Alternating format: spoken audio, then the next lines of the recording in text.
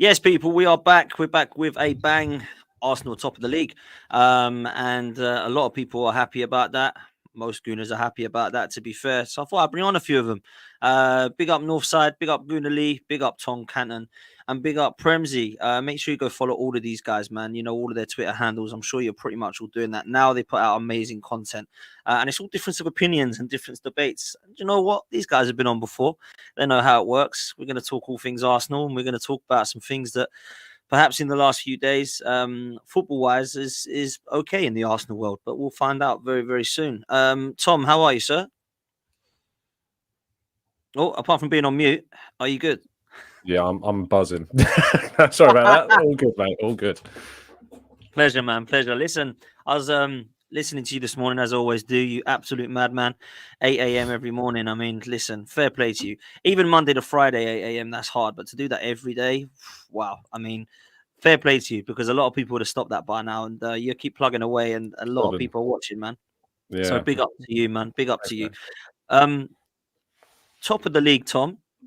Champions League favourites to go through. I guess you're a happy Arsenal fan right now. Oh, yeah. Yeah. I celebrated hard when that goal went in, and I'm not even allowed, in that press box. Not meant to celebrate at all, but it was a strong fist bump that went up when Havertz put the ball in the back of the net. And yeah, look, it's not exactly been pretty, has it? Like, we haven't been playing amazing football. I don't think we've reached what we expect to be our potential this season. And to be top of the league, top of your group, and, one win away from confirming your place as group winners, as I hope that we will do tomorrow, to know that we've still got kind of gears to go, I think is a great foundation to look forward to. It's just now about whether or not we do that, and, whether or not these gears are unlocked. And if they're not, I do agree, despite a lot of Arsenal fans giving Jamie Carragher a lot of stick yesterday, I actually do agree with him. If we play like we are throughout the rest of the season like now, it's not going to be enough. And I think we need to have more. I think we need to show more. And I think we need to go to another level to be able to win that title. So I'm hoping that we can do that. Listen, I saw a picture of yourself on your socials, and I thought one thing: Tom looks cold. It was cold, bad. It was freezing. It was awful. Yeah. I watched the game at home with my parents. I haven't been well the last couple of weeks, and I was like, do you know what? I'm so glad that I'm not there, because it's a boring game. I'm freezing cold. I'm not enjoying what I'm seeing. And then the last 10 minutes, it was like, we've won now. Let's just chill out and let's enjoy the rest of the weekend. And that's what I did on the Sunday. I sat there with a roast dinner. I thought, you know what? Chelsea have got hammered. Spurs are losing to Villa. Manchester City and Liverpool have dropped points. If Carlsberg did weekends, as a Gooner, we're pretty much cool with what happened to everybody else. And it was massive, massive 3 points and a vital win. So, Tom, I want to stick with you. Talk to me about your thoughts of the game, bruv. And, of course, the Kai Havertz moment that, let's be real, has finally come after game week 13, 14, whatever it is. Yeah, I mean, it weren't pretty. Like, it weren't a free-flowing, crazy Arsenal performance that we can all jump on the back of and think, this team are going to go and win everything. It was industrious, and it came with its element of jeopardy, mainly due to Aaron Ramsdale's individual errors during that game, which I have talked at length about. That I just feel as though there is a lot of self-inflicted issues with that Ramsdale thing. I don't agree with how Arteta has approached that situation. And I think that he could have handled it perhaps better. But overall, despite those two errors, Ramsdale came out of the second half of a lot more glory than the first, and obviously helped keep that clean sheet with some of his contributions. But overall, I think it was a team that were getting two players, Odegaard, Jesus, back to full fitness, and I think that was pretty evident in their displays. But in the end, I think obviously we played it out to I suppose, fortunate end, but in the way in which we can deal with these low blocks and the goals that we scored. I say goals because obviously the one that was ruled out, but both of them came from chipped balls into the box to try and usurp that low block that Brentford were trying to use to combat us, and eventually it paid dividend. Yeah, Northside, let's get to it. I think you and Ligana went pretty much viral for not celebrating a goal. Talk to me about the game, man, and talk to me about that. Your thoughts on that, because it's been like, it seems for me that whenever something happens on a stream, it seems to go viral. And that's exactly what he pretty much did, bro. So talk to me about your thoughts of this game and that moment on Lee's channel. The thing is, I didn't even know that we went viral, because we were just watching the game, and the game was boring. everyone in the chat was saying the watch along was more exciting than the actual game. And that's why I was just like, whatever.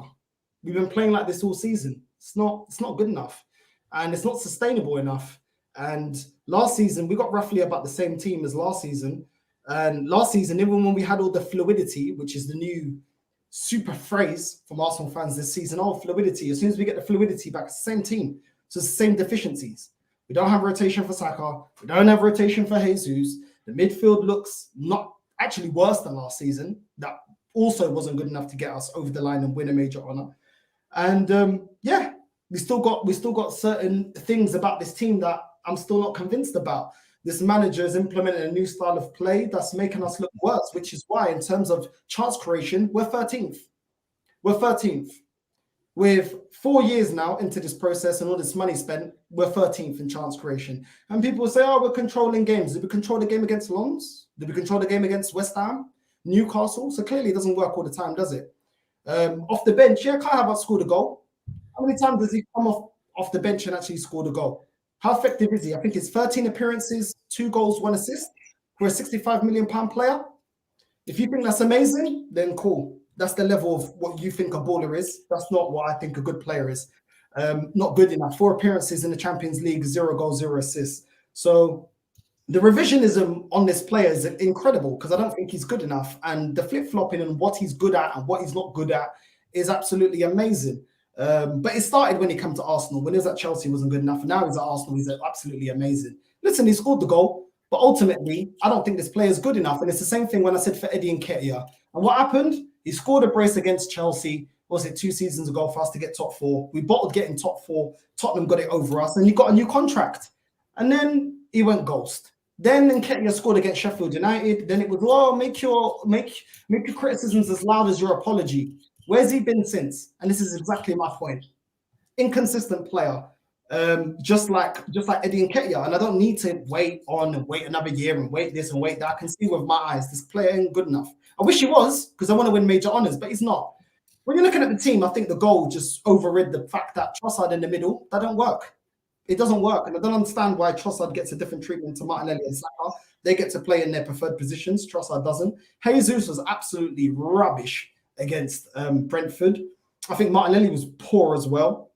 Saka wasn't getting much luck. And really and truly, we're very predictable. We use our wingers to create chances. And every time we get the ball out to our wingers, it's very slow. So by the time Martinelli and Saka get the ball, they got 2 players on them. Martinelli's got a Zinchenko that won't overlap, so he doesn't have the option. And Tomiyasu wasn't really overlapping Saka, giving them another option. We are lackluster. We don't create much through the midfield. And I've been saying this all season, even when others were saying that it's a controlled way of playing football. It's not sustainable. Yeah, it's not good enough. And if we're going to win major honours, this ain't it. Of course, I've always said against certain teams like Man City, yes, you can be pragmatic. Why is it that we're pragmatic in every game? It don't look good enough. The midfield looks disjointed. And it's absolutely crazy that we're in this situation with all, Ramsdale.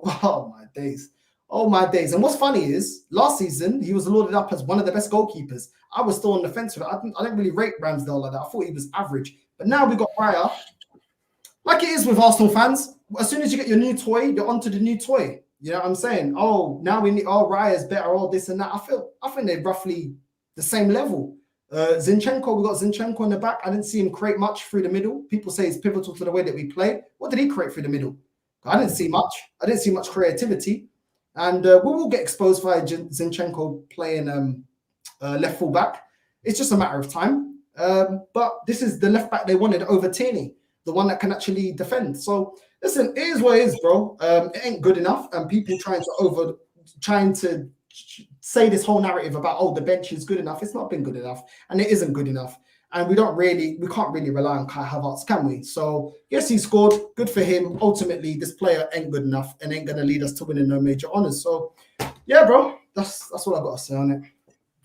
But listen, Lee, let me come to you, bro, because obviously I'll come to Tom on purpose and North side off, because I'd say that they're both on the opposite side of the spectrum when it comes to Arsenal. And I think that you are kind of a little bit more in the middle, can see both sides, Lee, but maybe I'm wrong. I'm obviously talking for you.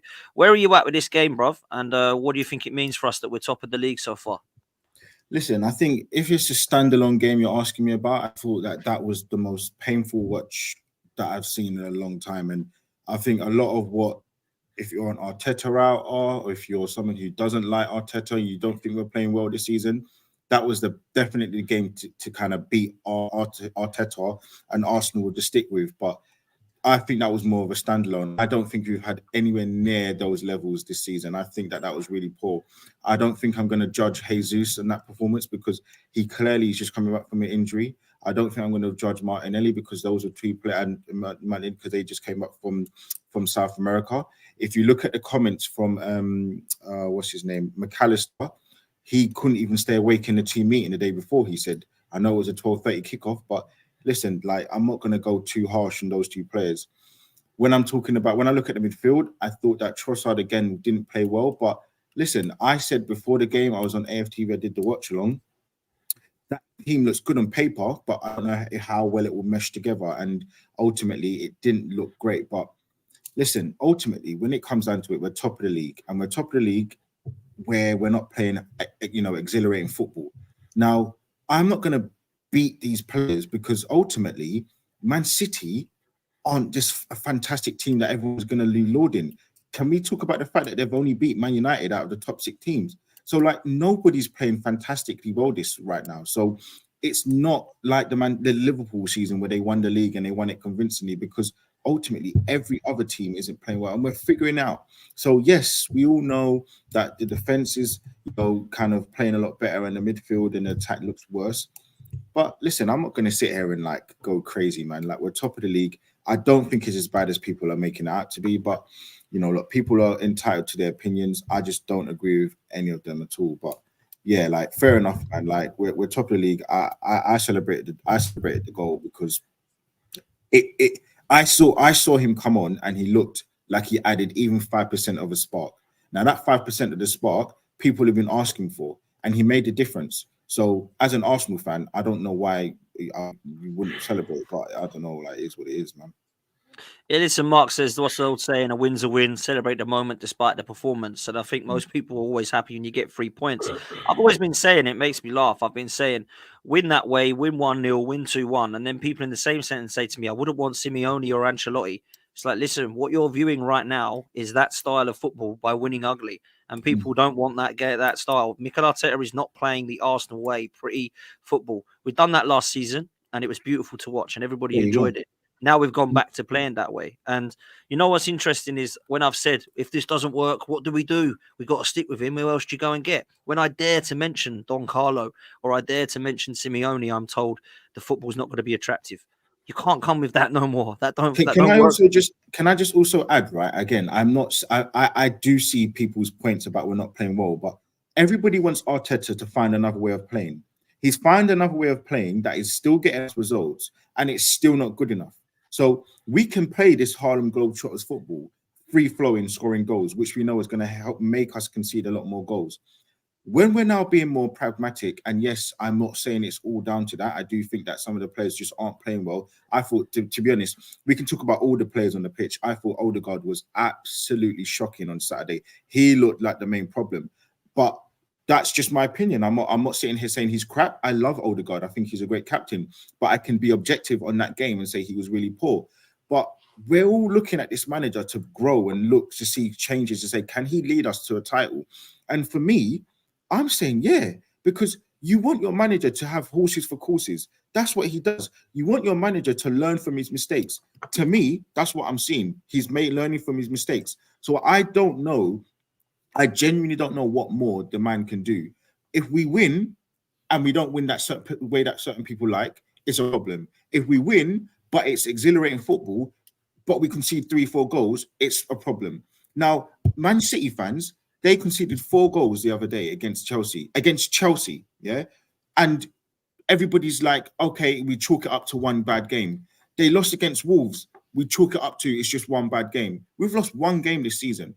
So I think people are just so, and again, maybe it's because we're Arsenal fans, maybe it's because again, talking about Northside, he's got high expectations and high standards. No problem with that. But I just think it's so hyperbolic. That's just for me. I just think it's too much. But I don't know, man. Like everyone, as I said, I think everyone's entitled to their opinion. I just think people go too far left or right, on the positive side or the negative side. people are like, oh, like Arsenal is all like gravy. It's not. Clearly, it's not. But it's also like not as bad as people are making it out, because you look at the stats, you're looking at the chances that we're creating. No one can sit there and tell me that we didn't deserve to win the game. In my opinion, I still think we did enough to score 1/2 goals that would have won the game. So it's just the way we're winning is just not conducive to the way that Arsenal fans want to see. Yeah, Premsy, I was listening last night on Monday Night Football to a legend in Freddie Lundberg talking about Arsenal and talking about the Invincibles team. And he spoke about Arsenal's playing style with Jamie Carragher. And I actually agree with what Tom said. I do agree with Jamie Carragher. I don't think it's sustainable to win a league playing this way at Arsenal, right? But one thing he said, which was really, really, I thought interesting, whether you agree or disagree, I'd love to know.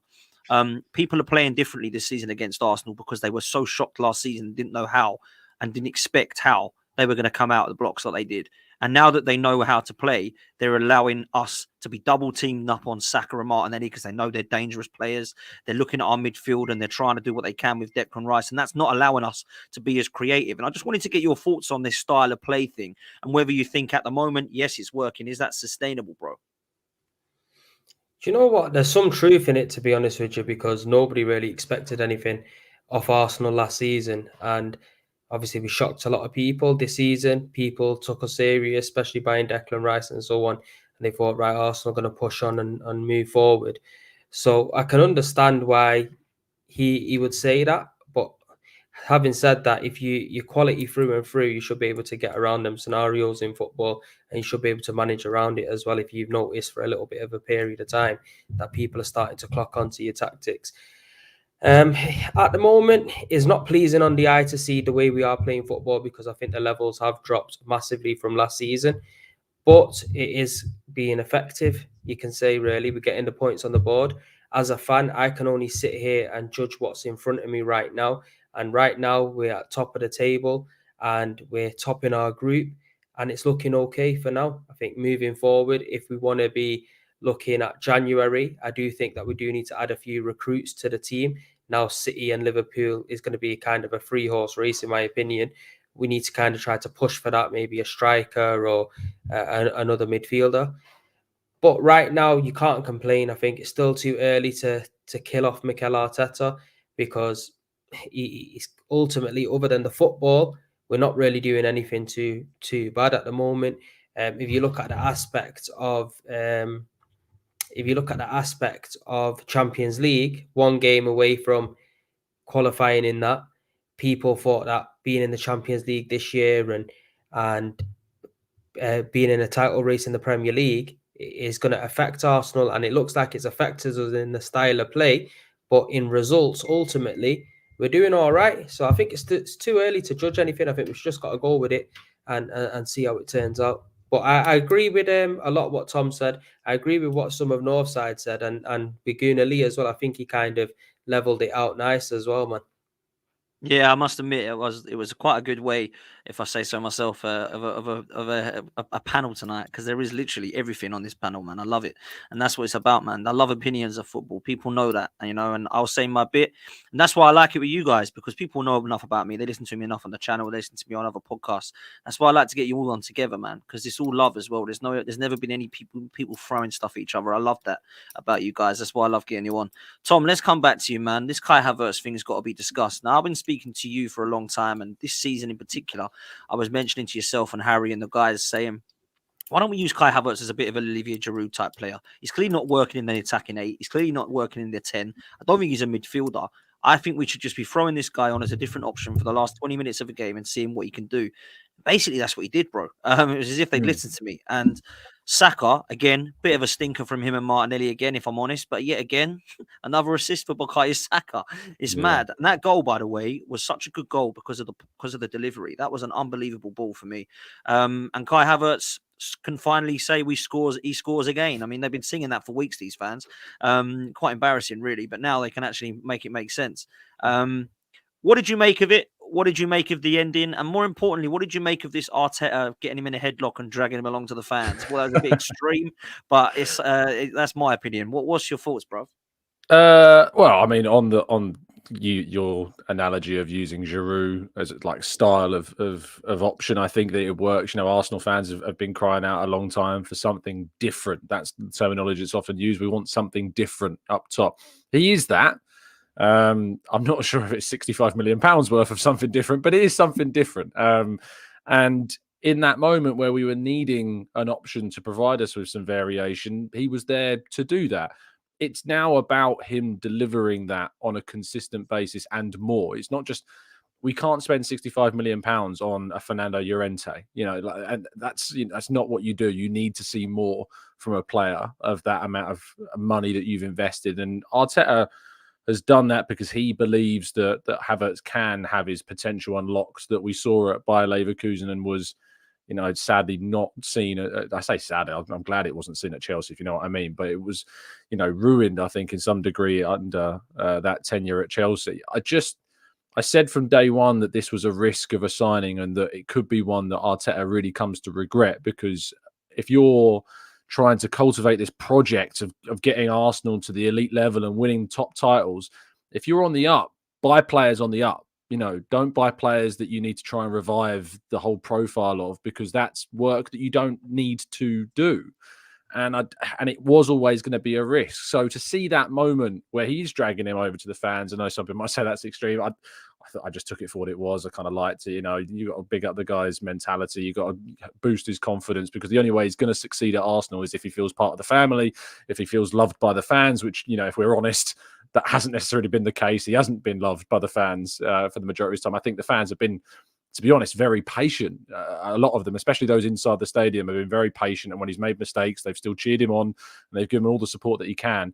And he's still got to deliver, and he has delivered in this moment. It's now going to be about, that being successful frequently and often. And so we're not going back to what we had at the start of the season, which was, just nowhere near enough impact in games.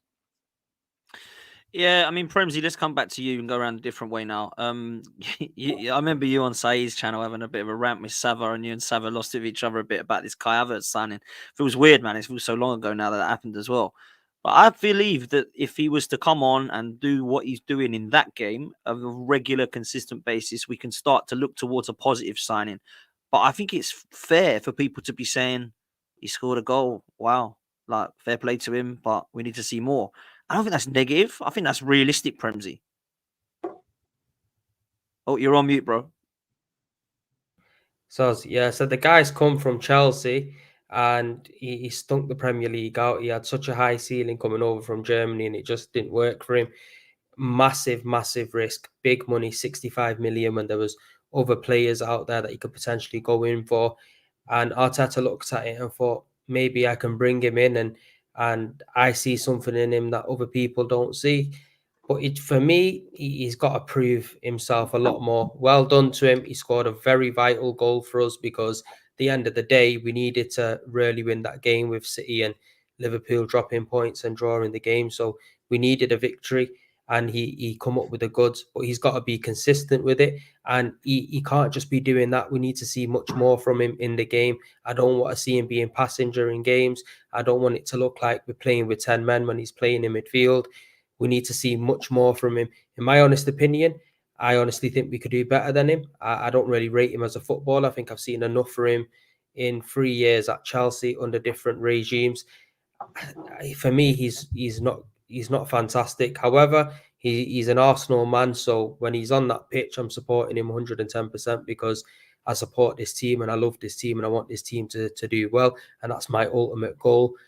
But I think we can do better. And I think January comes, we need to strengthen. Yeah, it's an interesting point, man. Northside, listen, I'm going to throw this up. I know you don't care. I know you can answer anything. Arteta's Muse said our league gunner on Northside were not happy when Havertz scored. 2 questions on that. Is that actually true, number one? And 2, I feel like you deserve a right to actually answer why you didn't celebrate that, because obviously, you say it how it is. And this Kai Havertz thing, I can appreciate why people aren't going to get excited over 1 goal in 13 games or whatever it's been. Yeah, for me, it's just going to be another excuse to keep this guy in the team. And I've seen a lot of stuff about, he's a great midfielder. He could be used as this, he could be used as that. When you're looking at big chances created, he's nowhere near in the top 10. Even James McGinn makes that. Anthony Gordon, Alanga, James Ward-Prowse, Porro, who else? Pedro Neto, Slobberslide that just come into the Premier League, Matoba, James Garner. He's nowhere near in the rankings. I think Fabi Vieira comes up. I think Zinchenko comes up. I think Fabi Vieira is like 53rd in big chances created. I've already gone over his stats in terms of goals and assists. And he's nowhere near it in the ranking on the Premier League, site, up into 206. Kai Havertz, apparently the answer is nowhere near on that. Not even on it. Out of 206 players, nowhere near on that. Doesn't create no big chances. Is he lethal? No, he's not. People told me about his height. I saw his height in pre-season. Didn't score anything. Apparently he's a good header of the ball.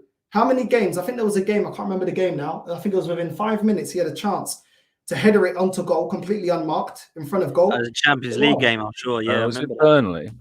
Oh, was it Burnley? Or maybe I think it was like in the first minute, wasn't it? At the far. No, it was Sevilla. It was Sevilla. Sorry, yes, you're right. I thought it was a Champions League game. Yeah. There you go. So at the end of the day, why should I celebrate? What is there for me to celebrate? I celebrate winning major honors. If people want me to go back on what I say, win me a major honor. Then I'll come on your channel, I'll come on anyone's channel, and I'll say, you know what, I was wrong. Arteta's won us a major honor, and Havertz was a pivotal player into that. Until then, what am I celebrating? Did Man United, how do we look at the Man United fans that were celebrating games that they were winning under Ollie when they got second and ultimately didn't win anything? Or the Tottenham fans that were celebrating under Poch and ultimately didn't win anything? If you can see that ultimately we're playing this controlled style of football when we don't have players that can work under a press, because Odegaard can't play under a press. As soon as you press Odegaard, he does sideways and backways. As soon as he receives the ball, he goes left into the centre and plays the easy pass. He never takes on his man. When you know you ain't got a clinical goal scorer, which we haven't, how are you playing this style of football? Then you've got Zinchenko at left back that isn't good enough to play left back, which I advocated a week or two ago, to play as a number 10.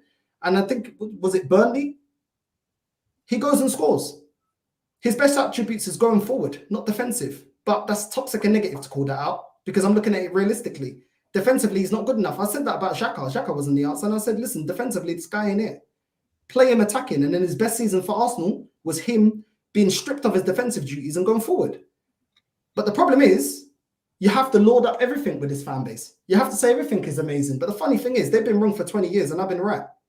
And people saying that, you can't say this early on, it's not good enough. Okay, cool. They called me reactionary when it was last season. And I told, man, we ain't done enough. This field I put in Arteta and Edu have not done enough. And we ain't strong enough. Just celebrate because we're top of the league. It's the same narrative last season. But when you talk the real, you're the one that's the problem. You're the one that's taking it too far. Okay, end of the season, cool. Let's all discuss this at the end of the season, because the end of the season ain't going to go nowhere. I've been saying this ain't good enough. The bench ain't good enough. The things I wanted to be addressed at this team hasn't been good enough. This manager's implementing a style of play that's making us look worse. On top of that, he's using practically the same bench as last season that was deemed as a light bench. Our star players this season, and you know what the biggest thing is? Our star players last season are all looking worse this season. Odegaard, Saka, Jesus, Martin, they're not looking as good as last season. None of them are. So what is there for me to be happy about? Putting the pressure on. But when Tottenham bottled it with Poch, what do Arsenal fans tweet out? Tottenham don't win nothing. When Liverpool bottled it with Brendan Rodgers, but you didn't win the league. This is what I see online. Yeah? It's one standard for Arsenal. Just be happy because we're applying the pressure and we can't compete with Man City. But when it's our rivals, but you don't win anything. Keep the same energy with your club because football's about winning. If you don't like winning, go to cinema, go ice skating. Those are not competitive forms of entertainment. I want to win. And no matter how they try and spin it, the sport doesn't change because your feelings are hurt. I'm only saying the reality that you're trying to run away from. The reality is, for 20 years, we ain't won nothing. The reality is, this manager's been given time. And I've seen Tony Adams come out and say, with Unai Emery, we would have won the league. I don't think we would have won the league, but we definitely would have won the Europa League. Arsenal fans, what's this old man talking about? Just by the way. Huh? We lost the Europa League with Unai Emery as manager. Yeah, and what final did we get to in Europe with this manager? We didn't. Exactly. And a lot of I'm not saying that we would. I'm just saying that you said that we'd win it with Emery. And I never said that you did. I'm just going off of what I've seen online. And a lot of Arsenal fans said, oh, Unai Emery had time. Okay, hold on. So Unai Emery in one season took over a toxic squad because they deemed it a toxic squad when Arteta took it over and we finished 8th. It's a toxic squad. With that toxic squad, he got to a European final. This manager's never got us to a European final. This manager's here on phase 4. And I'm yet to still see from this fan base, you better win something in Europe or you're out. No one is putting that standard on this manager. Oh, just as long as he puts the pressure on and gets far in these competitions. But when it's Unai Emery, one season, doesn't get all the players. When Arteta came in, it was he needs his players, he needs time, he needs money.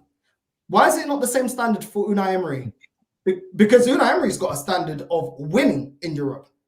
He's got a standard of winning Europa Leagues. And yes, he bottled it. And I'm not saying I wanted Emery to stay, but why is it with Arteta, he can go on to phase 3, phase 2, phase 4, and we'll still give it time. Nobody can expect major honours. But when it's Unai Emery with the same toxic squad and not getting all the players he wants, because last time I checked, this manager got Havertz. He didn't get a B-Tech Havertz, he got Havertz. When Unai Emery wanted Zaha, he got Pepe. So this is what I don't like. I keep the same standard. When Unai Emery didn't meet the standard that I want for this football club, I wanted him out. And when this manager finished 8th, I wanted him out. I didn't start saying give him more time and give it. No. But this is what I don't like. It's this double standards with this fan base. Depending on if you like the player, people are telling us, get behind Havertz. Why didn't you get behind Pepe? Because all I hear is, oh, but he wears the shirt. Well, so did Pepe. So did Tierney. So did all these players. So did Lacazette. But you're happy to get rid of them. So why do I need to back this guy? No one told me it was toxic and negative to want Pepe out. I want Havertz out. And I want Ramsdale out. Because they're not good enough. And I'm starting to, with Jesus' comments about, oh, I can't score goals. I want you out as well. Because when you're coming out saying you can't, as a goalkeeper, you can't focus for 90 minutes, I want you out. I want everyone out. Saying that you can't score goals, I want you out. But the thing is, Dan, yeah, I'm going to wait patiently. End of the season, we will see. Because I've seen this story before. I want things to be different. But when I'm seeing the same thing, what do you want me to say? Twerk for top 4. We should have kept Wenger there. We should have kept Wenger. If we're just going to aim for top 4, when we got rid of Wenger, I thought that now we're going to aim for better because we're tired of FA Cups and top 4. Just like Tom said, this ain't sustainable. But apparently, this is the new way that we're playing, and this manager's arrogant enough to persist with it. I don't believe in this system. He signed Reece Nelson to a new contract. Anyone advocating for Reece Nelson to start? He signed El Neni to a new contract. Anyone advocating for that? Trossard is playing through the middle. What's all this experiment stuff? And then when you're looking at the amount of goals that we're scoring, it's absolutely a disgrace. Big chance created. We're behind Man United. Arsenal fans are laughing at Man United. We're behind Wolverhampton. We're behind Everton. That team is always in turmoil. West Ham, Brighton, Tottenham. They just got a new manager. That's phase. Do you know who we're above though, Northside? Do you know who we're above? Who we're above? 19 other teams. Okay. And wasn't we like that for the majority of last season? And where did we finish? Sure. And why did we finish outside of that top spot, do you think, last season?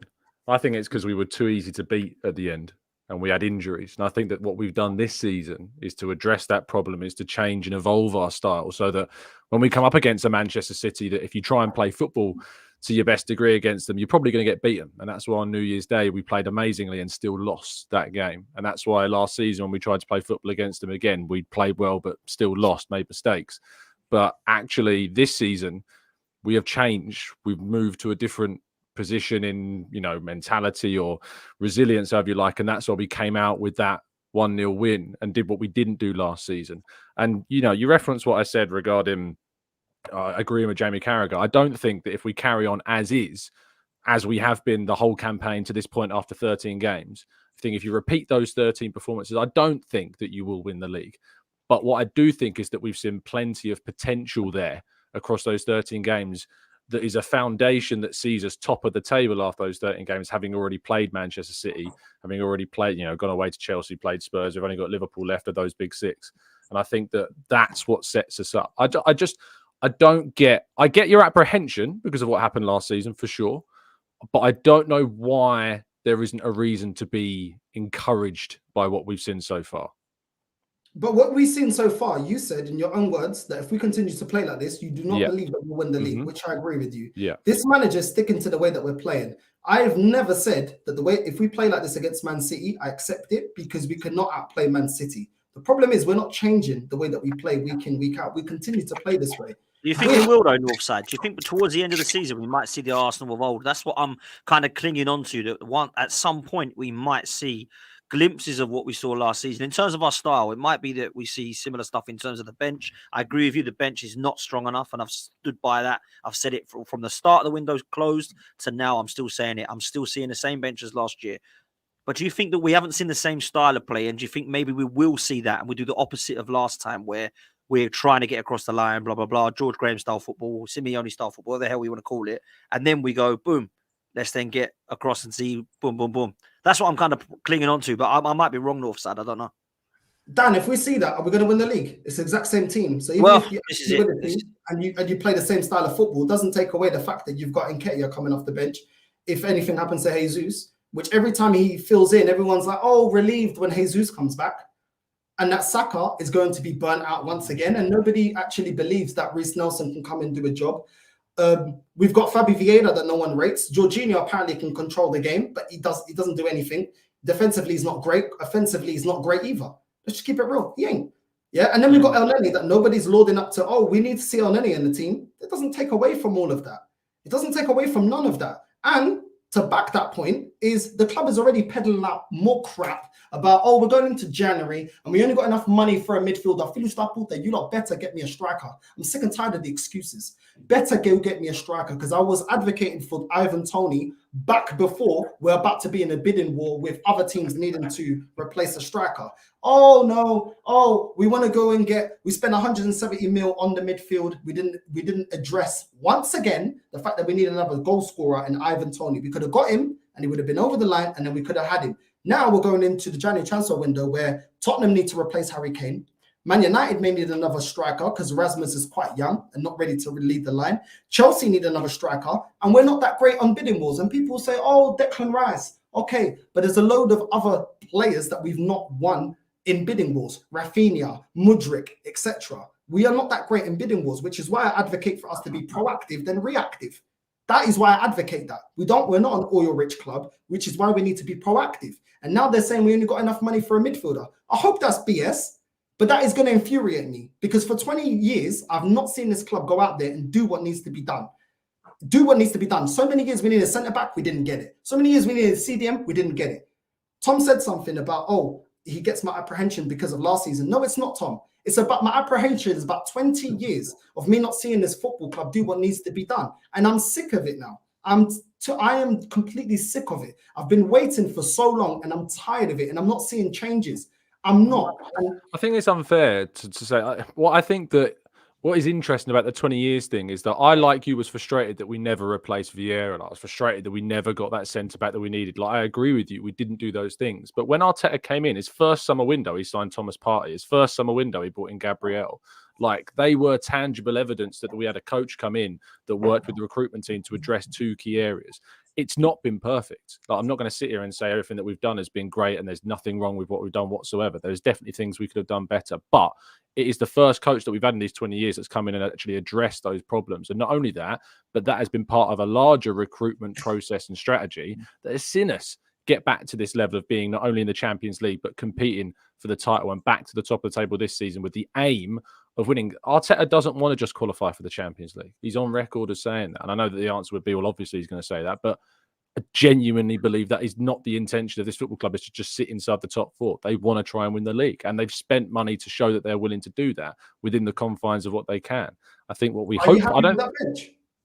No, I want to see more. I think we talked about this on the last show we were on together. I said I want to see more. I want to see more depth. I don't want to see El Neni next season. You know, I don't want to see that level of depth not improved. I want to see. That's why I don't want Jesus to be replaced. I want Nketiah to be replaced. Jesus becomes the number 2, and we sign a player better than Jesus. But I don't think Toney is that. My standards are higher than that for a striker. I'd go for somebody better than Toney. You know, I think that's what. I think with this talk at the moment of Victor Osimhen, you know, if you're able to get a player of that caliber, yes, it's going to be well expensive. But Arsenal have gone to the top table and said we're able to pay 3 six-figure £1 million fees for players. So I'd be in the summer going to Napoli and saying, what do you want for Victor Osimhen, and go and get him. So do you not think, though, our best signings recently have been Premier League proven players? Yeah, Zinchenko, even though I wouldn't play him as left back, I think as a midfielder, I think he can do a job. I think he's very good. Yep. He plays like that for his nation. When you look at Jesus, these signings have hit the ground running. And like you said, we can't be waiting on players like Trossard as well. Even done in the Prem. If you go and get an Ivan Toney, you don't have the adaptation period. We need to win a major honour now. Go on, Premzy. Saying Declan Rice as well. He's another prime example of that as well, isn't it? Premier League proven. And Ivan Toney, for me, he is Premier League proven. I feel like he's got the bit between his teeth as well. He'll have a point to prove, and he'll come in and blend into the team. And he does offer us something different. He can pretty much do it all. So for me, I would rather go in for an Ivan Toney. I can't see Arsenal going there and giving Napoli free figures. I can't see that. It's funny. No one mentioned Havertz. There's a reason for that. I'll mention it. What do you mean? Send him back the other way, or no? Prem proven, man. Like success, isn't it?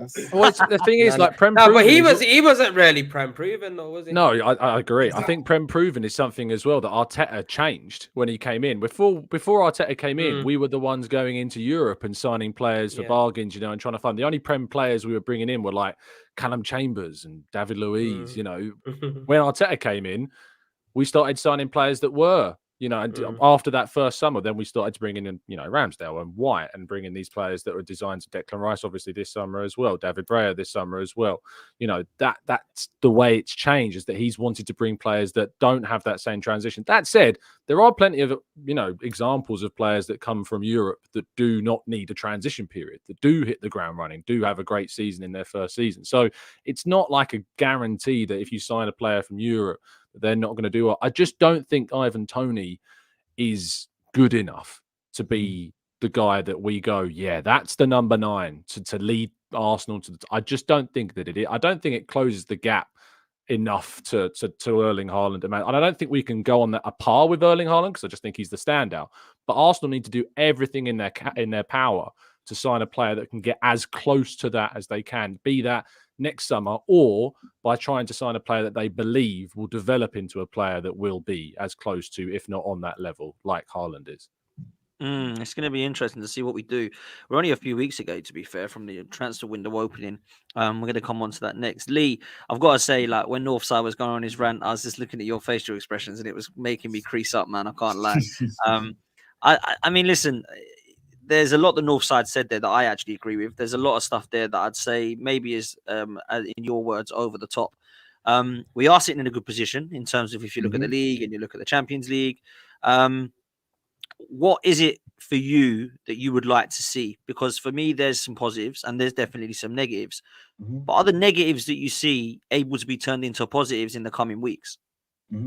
Listen, I mean, the positives is we're top of the league. The positive, again, it's funny. No one's speaking about the fact that we've got, I believe, one of the most valuable centre-backs in the world. And listen, everybody knows my opinion on Caicedo. I thought I wanted him over Declan Rice, and I've been more than proven wrong. We spent £105 million on a player, and I genuinely keep forgetting that's how much we spent on him, because he's been so good. So listen, like there's two positives that, it's been a lot of doom and gloom on this show, and I think, we haven't spoken about any positives. So listen, like that's something which I can talk about, and I think it's much easier to change an attack and get the attack working in comparison to having a strong defense. Because, and again, like, it's funny when Northside talks about, for the last 20 years, I think what Northside does is, unfortunately, he puts a lot of weight on Arteta's shoulders for the last 20 years, like it's all his fault.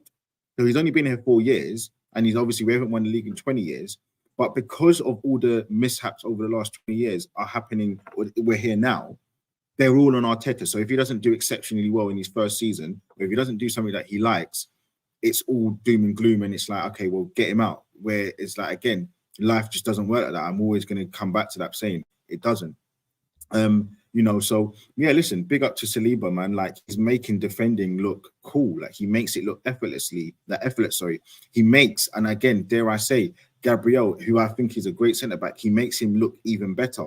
I think Tomiyasu, another stalwart in that defence, like, he just looks so good. He looks Like I'll be honest, I don't know who's the better one-on-one defender between Tomiyasu and Saliba. That is how good I rate and how highly I rate him. So, yeah, those are some of the positives. I think, again, I mean, I don't know if it's actually true. I have to properly check it, but I'm sure Saka's got 15 GA this season. 15, which is absolutely nuts. Like, he's been so average with his performances, but he's still churning out results and he's churning out performances. When we see Mo Salah do that week in and week out with his poor performances, but gets a goal, no one complains about it. Because why? Because they win the Premier League, they win the Champions League.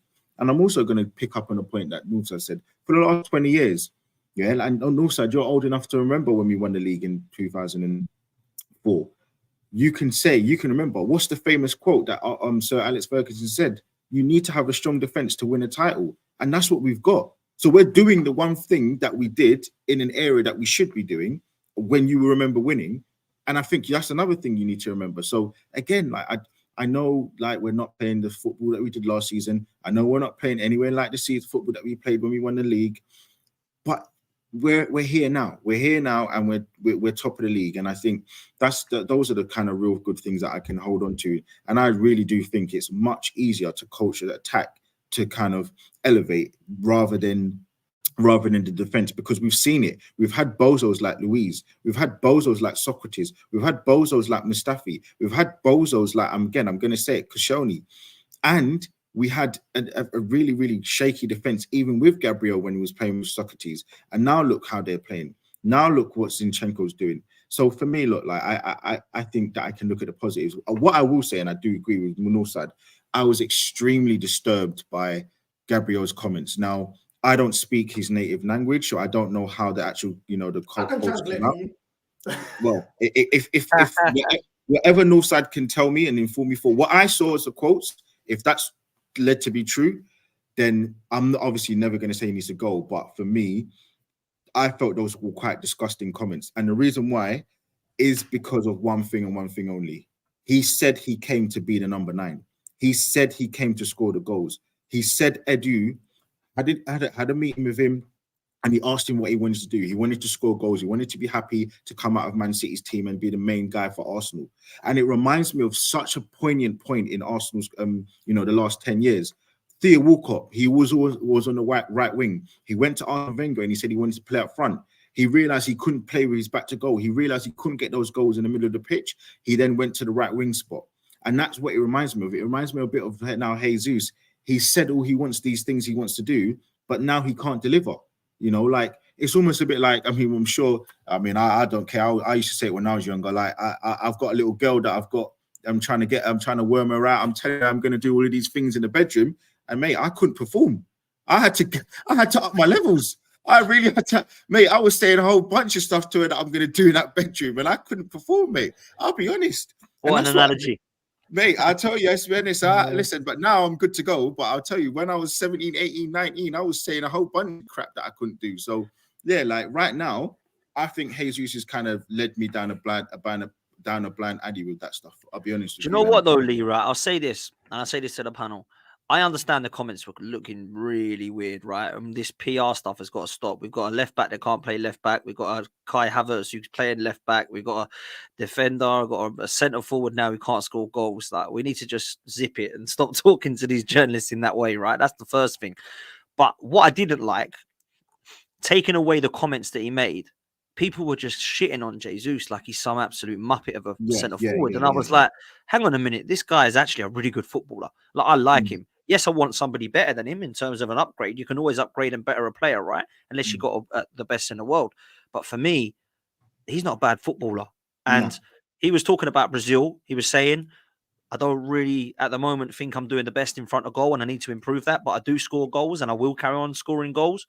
When you hear it like that, it's a little bit better than the way the media outlaid it, which was, I'm a striker and I can't score, which isn't actually what he said.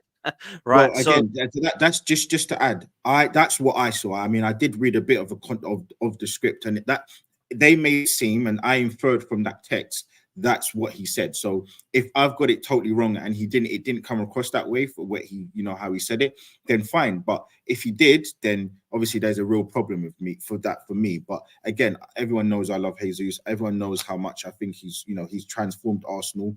I thought last season he was absolutely superb. He got 11 goals and he missed 2-3 months of the season. But we do need an upgrade. I do agree with Tom. I'm not convinced with Ivan Toney. I don't think he's. Listen, I think he's good. I just don't think he's the needle mover. And I think we need something or somebody who's going to really... Well, look, again, I'm not going to, I think everyone always says, yeah, I watch Europe, I watch Champions League, I watch this every week. I'll be honest, I don't really know much about Osimhen. The same way how in truth, I don't really know enough about Toney for me to kind of give a real judgment. So, look, like, listen, I remember when Nicky from West Ham Fan TV, he was saying Declan Rice is world class at West Ham. And everybody kept saying to me, listen, he's that guy. And I never saw it. So if Ivan Toney could be the guy and I haven't seen it, then fine. But right now, if you're asking me, I probably wouldn't kind of bet my bottom dollar in it. Again, Osimhen, I think he's good. He's very good. Listen, he's more than very good. But I don't know, for the value for the money, is he going to come in and hit the ground running? Because we all want to win the league this season. I'm just like Northside. I want to win the league this season because it's been 20 years. So yeah, it's been 20 years since we last won a league and Premier. I'm just like everybody else. Like I want to win it this season. Like last season we were so close, but I'm not too sure. And again, I'm sure there's going to be more experts out there that can give me more of an understanding of that. But there's the links to the Feyenoord striker that I saw. There was one striker that plays for, I think, Sporting Lisbon. He looked to be quite good as well. So there's quite a few big loaves up front that you can get. I mean, look, for me, I probably would have gone for Isak if I can prize him away. I think he's got a bit of everything. He can play off the left as well. So those are some players that I probably would. And again, I'm not saying Isak's prolific, but I just think that he can maybe do what Jesus does, but he can be more of a focal point. That isn't me saying he's the best striker in the world. So listen, I'm sure there are many, many options out there, man. Listen, I personally, I've said this to Tom, I don't care who it is we get. I never care about who Arsenal sign. I'd like preferences, but it doesn't come out to fruition, right? I wanted James Maddison. I wanted Szoboszlai. I wanted Moussa Diaby. I wanted Ivan Toney. But when you actually look and get the players in, I just want them to be ready now. I don't really want to be spending £110 million on Evan Ferguson and going, he's only 18. He doesn't quite get into the Brighton squad yet. Give this guy time. In 6 years, he'll be amazing.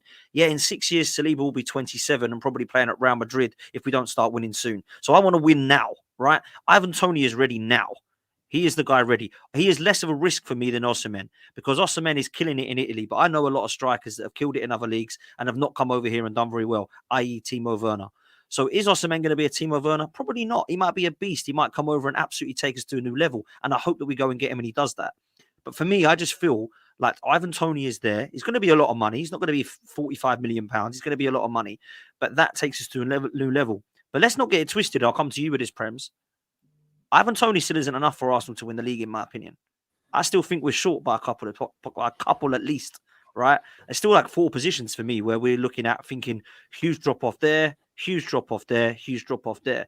So for me, I think we need to be going into January and going, right, we need to sort out at least 2 of these 4 positions for us to actually do it. Because for me, if you was to add Ivan Toney, Pedro Neto, say Fofana in the middle, and Diamande, the Sporting Lisbon guy, I'm thinking that's an unbelievable window. But that's really a summer window. We're not going to get those 4 all in January. So what would be a good window for you in January, Premsy? For me, he needs to bring in a striker and he needs to bring in a midfielder. I think that's priority. I think defensively, we have a number of players who could play different positions defensively, so we kind of covered there. But midfield, I look at Jorginho, don't think he's good enough. Look at Havertz in midfield, not good enough. Look at Vieira, not good enough. Look at El Nene, not good enough. I think we need to definitely go look to bring somebody in to elevate on what we had with Granit Xhaka. I think Declan Rice now is the number 6. There's talks and reports of obviously Thomas Partey potentially being sold, and Arteta might be keeping him out of his mind. In my honest opinion, I would want to keep Partey, injury prone or not injury prone. He's a fantastic player. If we keep him on the bench and manage his minutes correctly, I think we'll get the best out of him. but we definitely need to go and get two players. I'm with you, Dan, though. I think we need a few more to win the league, definitely. Can I just say as well? Go on, Lee. I will say though, like, I'm not that bothered about a striker. I know it sounds crazy. I'd rather spend a bunch of money on a left-sided 8. I do think we've got enough. If we get. So I'm looking at North side. Go on, Lee. Go on, continue. Listen, man. I think if we get a left-sided 8, I would feel comfortable that we can win the league with the players we've got. And sorry, that's bearing in mind keeping everyone fit. I think we've got enough. And what's that going to lead us to if we do that? To win the league. That's what I just said. I think we win the league. To win the league just with an 8, yeah? Yeah, I'm talking about a supreme left 8. And if we don't win the league, when you're deeming it, if we just get a top 8 that you want, if we don't win the league, what's the consequence? Nothing. So we don't need to win. This is what annoys me with my fan base. There is no expectation to anything.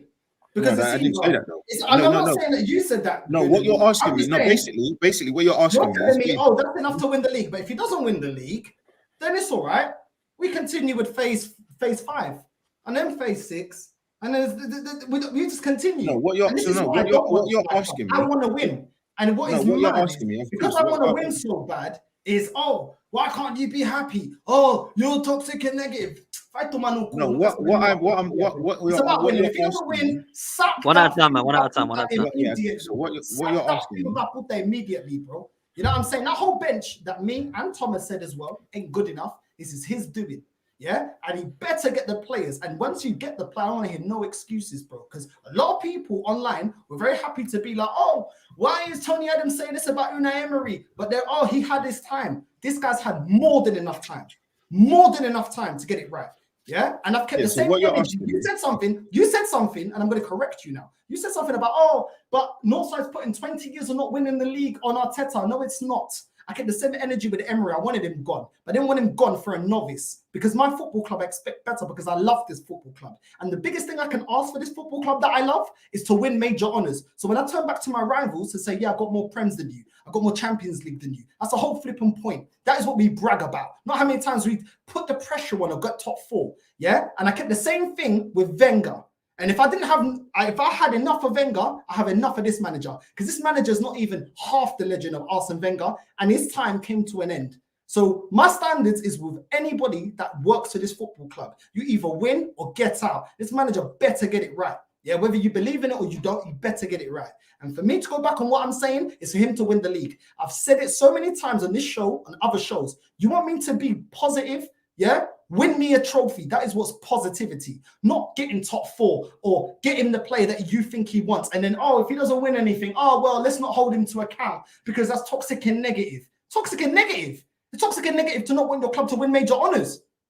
Because the only one that's winning out of the 3, we got the new merchandise, the Nicki Minaj, snake skin, anaconda merchandise. The only one that's winning when it comes to not winning major honours is these owners. Do we win? Do we pocket the money that they make out of all this merchandise and the 4 new kits and all the rest of it that they try to peddle out the new merch for Christmas? I'm not hearing none of it. As a fan, I want to see major honours because they're quick to put up the ticket prices. In one season, they put the ticket prices up 5% twice. New merchandise. How much is the merchandise? Cost of living is going up. I don't care about lining their pockets. I care about my football club. Just to add, though, just to add, can I just say, like, you don't have to buy the merchandise. Like, you do know. No, I don't. But if they want to be charging premium prices in every aspect of anything to do with this football club, then win me major honours, then, innit? No, but like, you're only forced to watch your club. You're not forced to buy any merchandise. But anyway, like, regardless, look. Like, yeah, and I'm not forced to keep the low standards of we don't have to win a major honour either. I can support this club however I wanted because no one made me an Arsenal fan. I made myself an Arsenal fan.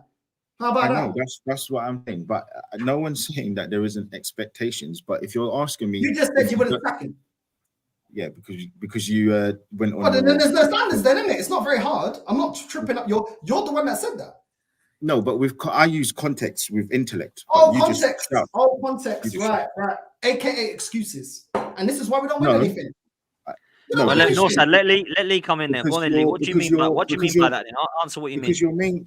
Because your main thing is you're saying you keep the same standards between Arteta, Emery, and Wenger, but this guy's been here for 4 years. He's only been a manager for 4 years in comparison to somebody who's been a manager for years and years and years. So you put the same expectations on somebody who's just come to the job. Yeah, look, they're going to make mistakes. And I'm not saying that he's, is amazing for that, but it is what it is. But listen, if he doesn't win a trophy this season and he finishes 6th, of course, there's going to be real questions. Of course, there's expectations on him.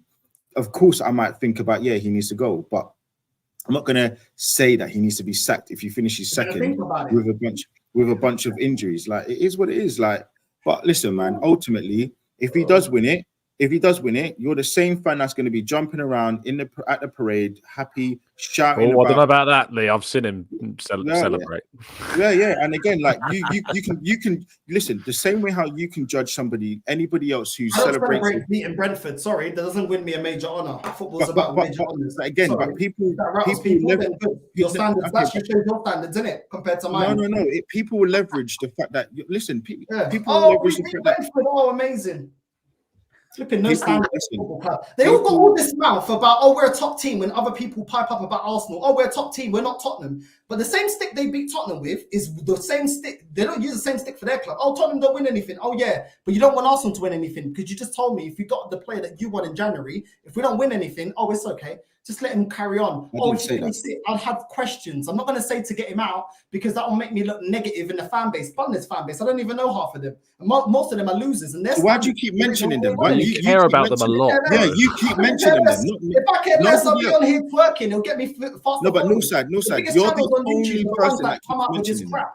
So at the end of the day, I think we should let's no one talk about the fan. No one talks about social media. We don't talk about anyone else. Like we're talking about right here, right now. So because I don't care about all that stuff.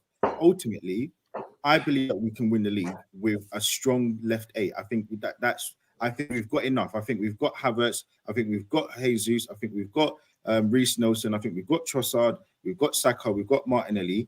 I think that's enough as a forward line to get us through and, hopefully playing better. I think if we've got Partey, and I did put a caveat, if they all need to be fit, I think if you've got a strong Partey, that second half of the season, same thing that they're saying about De Bruyne, comes back fully fit, and comes back running with Declan Rice and Odegaard who turns up. You then have, Timber that hopefully can come back as well. If we've got a fully fit team, which, listen, it doesn't always happen, that was what I was saying. I think a strong left 8, a really, really, really top left 8 will help us to win that league. And that's my opinion. But listen, man, like ultimately, if you feel like, we need 4 players, then it is what it is. I think the manager's a lot better than what you think. Obviously, you believe that he needs every single player to save him and cover his back to get us to the league. But I just don't think he's this bad. But listen, man, ultimately, we're here because of him. He's done half decent to get rid of the crap and, give you some optimism, because before you were moaning about whatever it is that you was moaning about with Arsenal, the board, the manager, the players. Now you're squarely putting it on a few players and the manager. So you know what? He's done one thing because he's made you moan about less. So it is what it is, man. He's not doing too bad. Oh, that's good enough then, isn't it? As long as we don't get a trophy, that's good enough, isn't it? Yeah, I didn't say that because what's the overarching point? The overarching point. What was the overarching point that I said? All of a sudden, you lot but what was the see? But you see what? There's no standard. No. Wait. We're never going to demand winning a major honor. Why do you keep missing out the fact that? Let's just carry on. Why do you keep? Wait, hold on. I'm just let's just keep that invincible. We're never going to actually win a major honor, but we always put the merchandise with invincible. No side. You know what? We want a major honor, but we don't want a major honor now. We just want to look back in 20 years. No side. Let me tell you something that I used. Let me tell you something I used to tell. No side. Let me tell you something. You always used to tell my year 7s when they come into school. This was the first week. You can't listen and talk at the same time, so you've got to listen. My overarching point was that I said we can win the league. I believe we're going to win the league. But you're not taking that on board. You keep mentioning and you keep asking me questions about why we're not going to win the league or what happens if we don't. But I've said I believe we're going to win the league, but you're not taking that on board. So that's why I'm saying if he doesn't win the league, no, because I said to you then I heard what you said, and I said, well, if he doesn't win the league, what would you do? You said, oh well, we got to think about it. But why do you have to fixate on the negative? Why don't you focus on the positive? Like nothing. We focused on the positive last season. We won the league. No, because but even in this show today, you've literally gone on a rant about all negative. You've not spoken about Saliba, you've not spoken about Declan Rice, you've not spoken about Gabriel, this is what you've done. You've spoken about Ramsdale, you've spoken about Raya being poor, you've spoken about Zinchenko having a bad game, you've spoken about Saka being poor, you've spoken about Arteta, he's not good enough, and he's a full up Paita. You've spoken about injuries, you've spoken about everything negative and not one positive, not even like to say, do you know what? Fair play. Dissect the game. We will shit. That's what I said. That's what everybody else said. But that's negative. But you constantly keep talking about nothing but negatives. Even in that, there's no ray of sunshine for anything for you. No, there's not.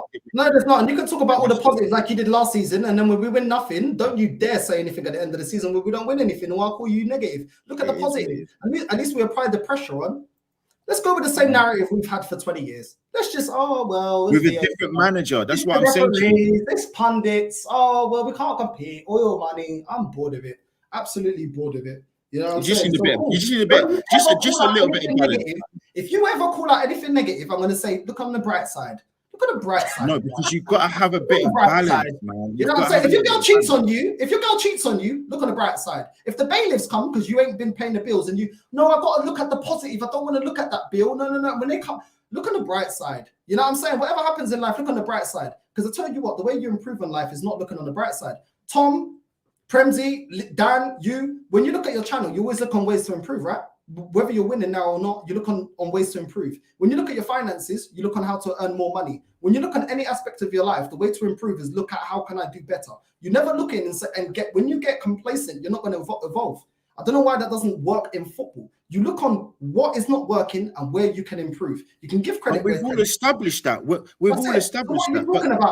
But we've all established that we have to play. That was the first thing I said. We played poorly. But what I'm saying to you is, you compare it to a bailiff. That's life and death. That's being in a home or not. With Arsenal, you can always go back to your mum. She'll take you back. Trust me, you can.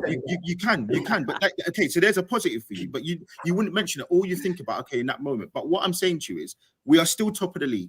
We are still missing 3 or 4 top players that can come in and make an improvement. We are still showing that we were conceded. I don't know if someone's got the stats. I believe it's 10 goals we've conceded in 14 games or whatever it is, which I believe is quite good. I think the record is 15 goals by Chelsea. All I'm saying to you is, I agree with you. I'm trying to say, do you know what? I fully understand you're saying, because we were crap. It was such a hard watching that game.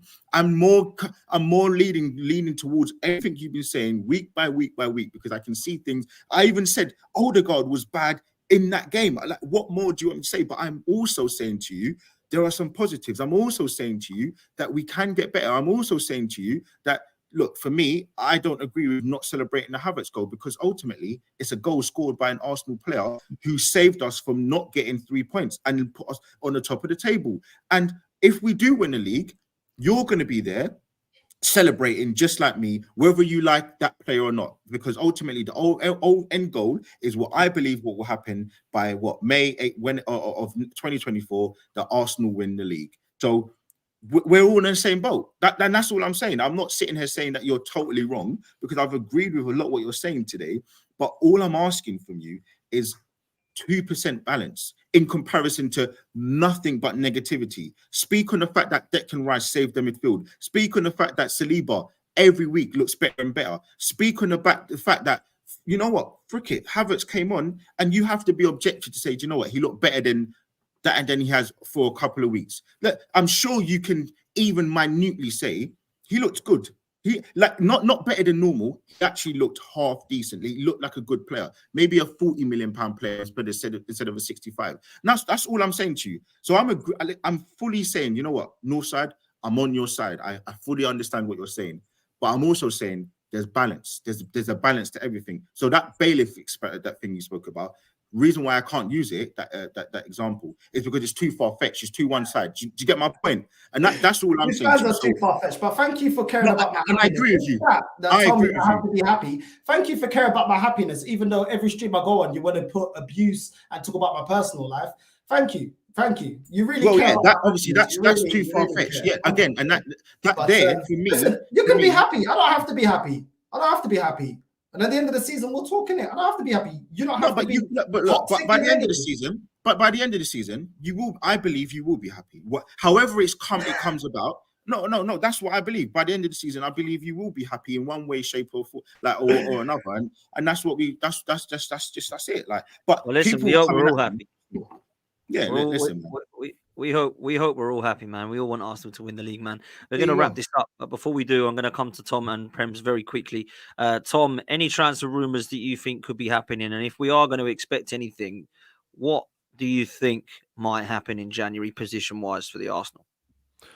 I think it will be a midfielder if it's anyone. But as I've said before, I'm not like wildly optimistic of a lot happening, to be honest. Which sucks because we need it, and in a season in which we're trying to compete for the league, you hope that we would go for it. But the striker thing, like Tony, I don't think is something that will happen in January to any club. It seems he looks like he'll probably be staying to the end of the season. And in terms of names, like it's not apparent other than Douglas Luiz. Douglas Luiz appears to be kind of the key midfielder that they really want. If it was me, I've said before, I want Yusuf Fofana from Monaco. I think he'd be perfect. But beyond that, it's not looking too hectic in January, which I know won't be. It's not what you want to hear, but maybe we'll be proven wrong. I hope so. Yeah, man. There's links with so many players, isn't there? Do you know what doesn't help? Too many international breaks, too many transfer rumours. They get bored. They throw everything our way. Douglas Luiz, Yusuf Fofana, Kefren Turan. We might go for some Brazilian guy I've never heard of. Ivan Toney, Osimhen, Evan Ferguson, Ollie Watkins. And then you get all the other guys, the Boniface, is it, whatever his name is. And then obviously the other guy from Stuttgart. It's like, wow. I don't think we're getting any of them. So it's mad. Anyway, Prems, tomorrow night we have got a game. We haven't really touched on it at all, but win this one and we're pretty much there. Manchester City are currently losing, by the way. It's just quite funny. They definitely do look beatable at the moment, Man City. I'm not going to lie. Anyway, anyone's going to win the league. This is the year to do it. They've had quite a few big changes in the team, and it's all needs to capitalise. We need to get the win. Yeah, 100%, man. Tomorrow is going to be massive. I want to just win this one, so just go through. We're then done, and we can actually have a little bit of a break. Not a break in terms of football, but just a break from like this 2-3 games a week nonsense. Because if we go through that game, the next one's pretty much done and dusted against PSV. We can enjoy that one, and then we've pretty much got a Champions League break until the last 16 in February. Obviously, we've got the FA Cup. We're out of the other cup. So we have actually got one game a week for a little bit, Prem. So that's going to be really important, man. Massive important game tomorrow, Premsy. Big game, man. We got you definitely get the 3 points, cement our place in the last 16. And then, like you said, we can, I wouldn't say relax, but one game a week, we could try to work on a few things better in training if we have a bit more time to do so in the attacking sense of things. But we have to just win in it. We have the more we can win, the better it's going to be for us. I think Man City ain't the strongest Man City that we've seen. I know we've all said that before, and they just come and end up just finishing really strong and winning the league. I think Liverpool are real title contenders. But like I touched on, if we can do something in January, I know Tom says it's looking a bit quiet, but if we could do something in January and just keep winning as we're going along, I think the Champions League will come back in, February sometime. So it gives us a period of time to really kind of like push on and build on finishing strong towards the back end of the season. Big up, man. Listen, let's quickly close by doing a prediction for tomorrow night. I've gone for a 2-0 Arsenal win. Northside, what are you saying tomorrow night, bruv? I'm going with 1-1. Okay. Lee? By the way, Man City, this amazing team, they're losing 1-0 right now. So I mean, it looks nice. We said that. Yeah, it's not looking good for them. But no, I'm gonna go. I'm sure they'll turn it around. But yeah, well, listen, mate, this is this team that we're going up against, so let's see. But I'm gonna go for 3-0 Arsenal win. 3-0. Okay, Tom. 3-1 Arsenal. Okay, Prems. 1-0 Arsenal. 1-0 to the Arsenal. We like that. Listen, people, it's been a great show. It's been lit. It's been lit in the chat. It's been lit on the panel. It's great to be on with these guys. Make sure you go and do me a favor. Make sure you smash a like on this. Subscribe to the channel, please. And also go over to these guys. Make sure you go over to Northside LDN. Make sure you sub. Make sure you watch all of his content. Make sure you go to Goonali. Make sure you follow him on Twitter and socials and go to his channel. Premsy TV. all the time, content-wise. Make sure you go follow him on socials and on YouTube. And, of course, you can go follow Tom Canton at the Gooner Talk TV every morning at 8 a.m. He'll be providing Arsenal transfer daily news. So make sure you go and follow him and support him on that as well.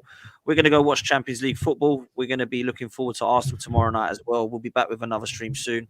Take it easy, people. We're out of here. Peace.